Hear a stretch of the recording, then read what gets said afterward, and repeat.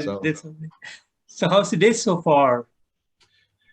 so far so good, man. I hope I'm sounding okay. I'm just getting over Yeah, being sick, so it's totally if I fine. sound a little rough, sorry.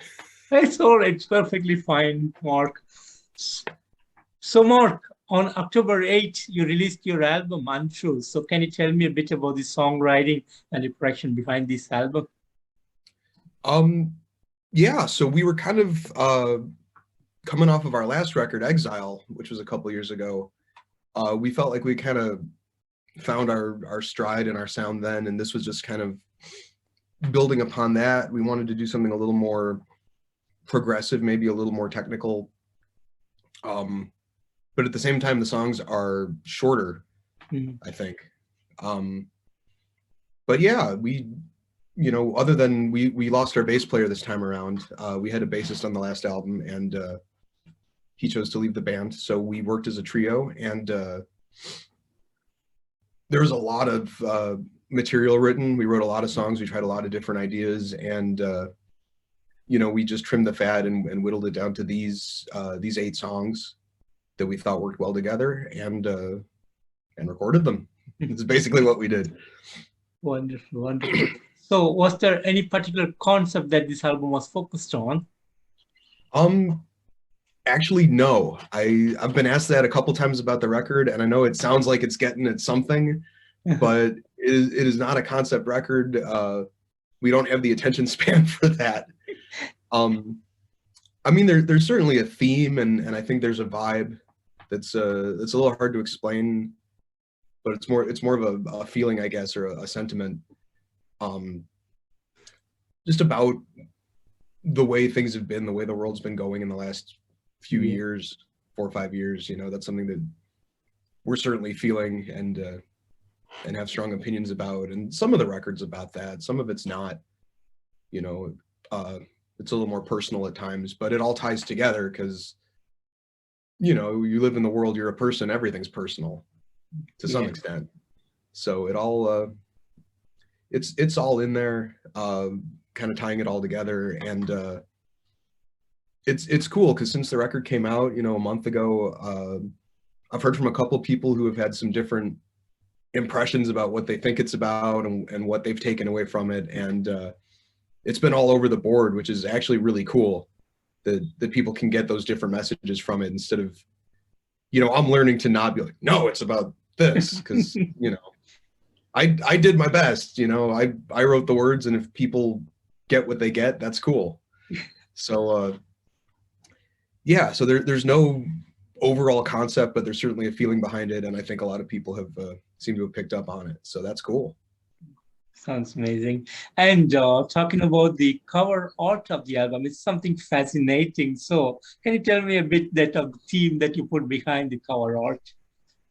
Um, so that was an artist named Alexandre Goulet, who's based up in Canada. We found him because we saw some work with other bands that he had done that we really, really liked.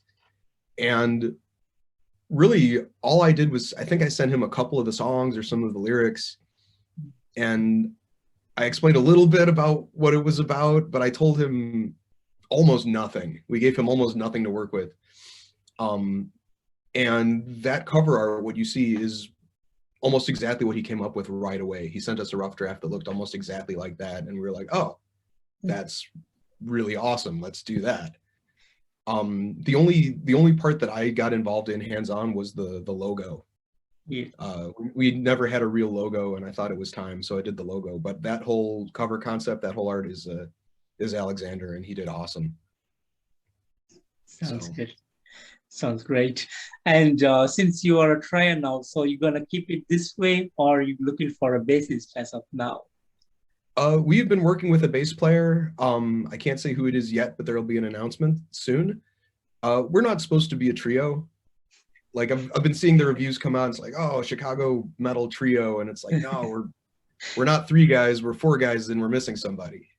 Yeah. Um, the role of bass is very, very important to this Yeah. band. So I filled in on the record just because we didn't want to, we recorded during COVID, and we didn't want to like try out people we didn't know during that because it just seemed unsafe. So, and we were all recording remotely anyway, so it's like, screw it, I'll play bass. So it's me on the record, but when we come back playing live, which will hopefully be very soon, there will be 4 of us. Sounds good. And touring has come again to the planet Earth. So a lot of bands have started touring. So what is the plan for Black Sabbath? I don't know. Honestly, we're a band that hasn't played live a whole lot to begin with, even before COVID. We've always kept the live shows very sparse, just because everyone has other stuff going on, but also we feel like that makes the shows more special.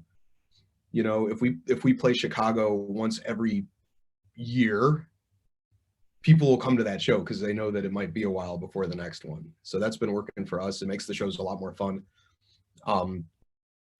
We want to get back out there. It's tricky now, man. Like one thing is I have a son. I have a young son who can't be vaccinated yet. So for me personally, playing shows feels a little questionable right now. You ask the other dudes in the band, you know, who don't have kids, they might feel differently about it. But having said that, who knows, man? In a month, things could be different. So I would love to get back out there. I miss playing. I miss playing with this band. So yeah, I don't know that a full-fledged tour will happen, but you know, we haven't played live in 2 years, almost to the day.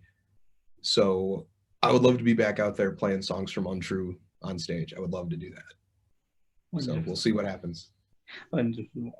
And talking about the album, although it's termed as progressive, the real sound is much different than what we can say as a progressive album it is. So how, as a band, do you feel about the making of the music and outcome of it?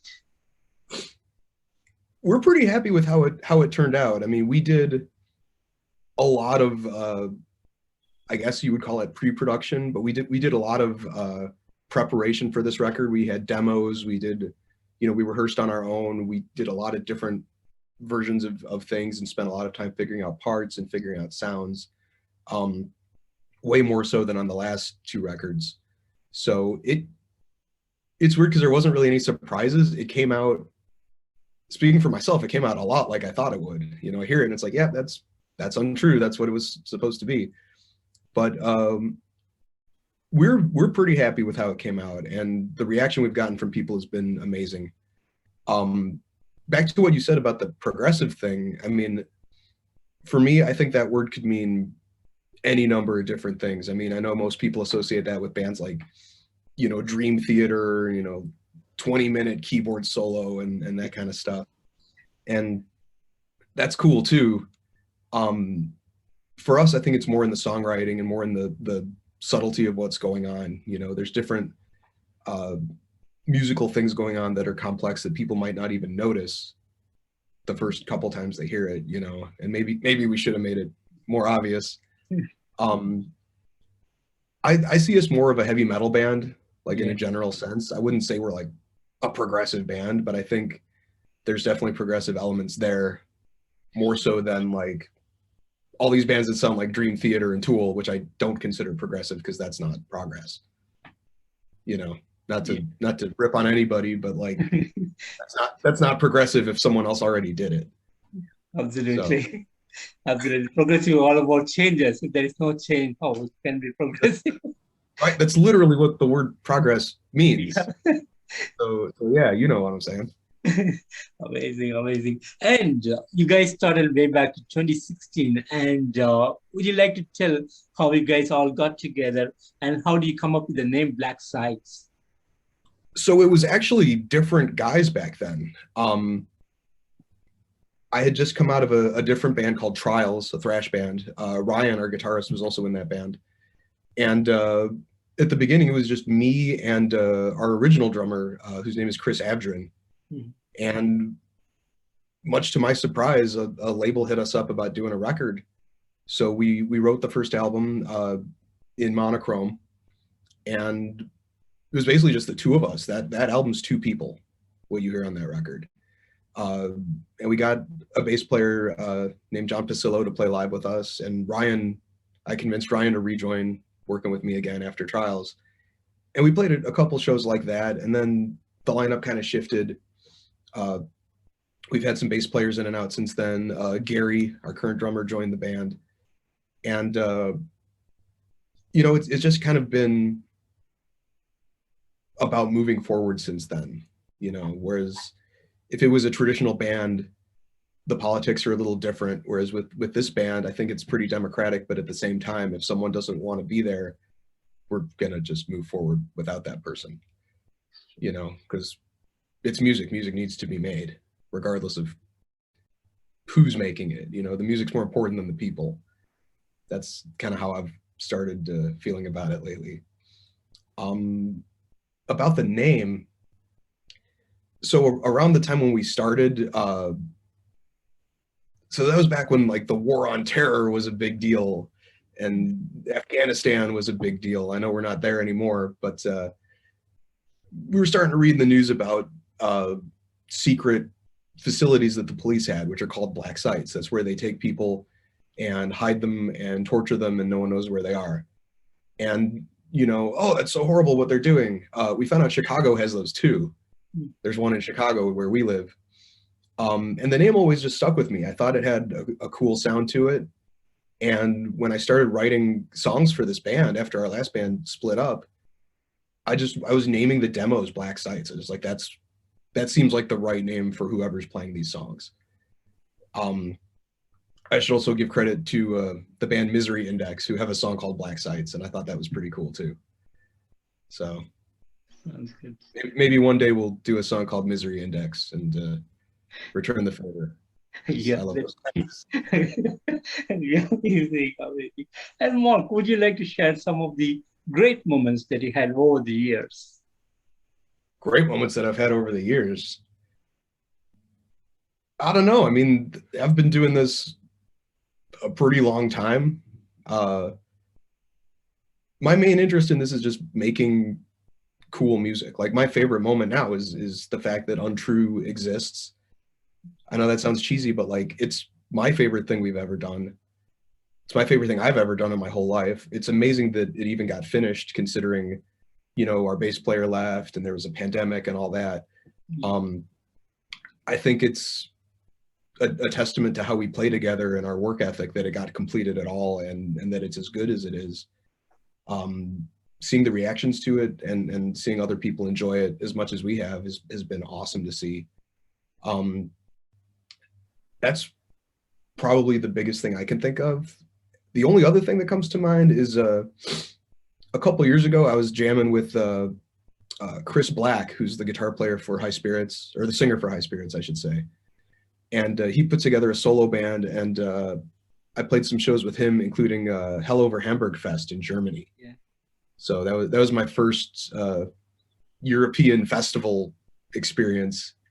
And being on stage playing those songs for that audience was absolutely fantastic. That was mind-blowing. So as far as playing live, that's my favorite thing, I think. But musically, overall, my favorite thing is Untrue, and just that it exists. Wonderful, wonderful, Mark. And apart from North America, is there any country that you guys really want to go and perform for the fans out there? You know, I would literally play anywhere people want to hear it. And I was telling someone this the other day, like, I'm always stoked to meet new people and see new places and meet people who appreciate music, especially our music if we're there. But I would love to play anywhere, man. I've noticed that we have a lot of friends we're meeting now who are in Europe, like in places like Germany, France. The album's doing very well there. And it struck me that would be a very fun trip. You know, you hit Germany, France, maybe Belgium, maybe Holland, you know, stay out there for a while, who knows? But I love those countries. You know, I've visited there, just visiting, not playing music, but to play there would be fantastic. So speaking for myself, I think that'd be amazing.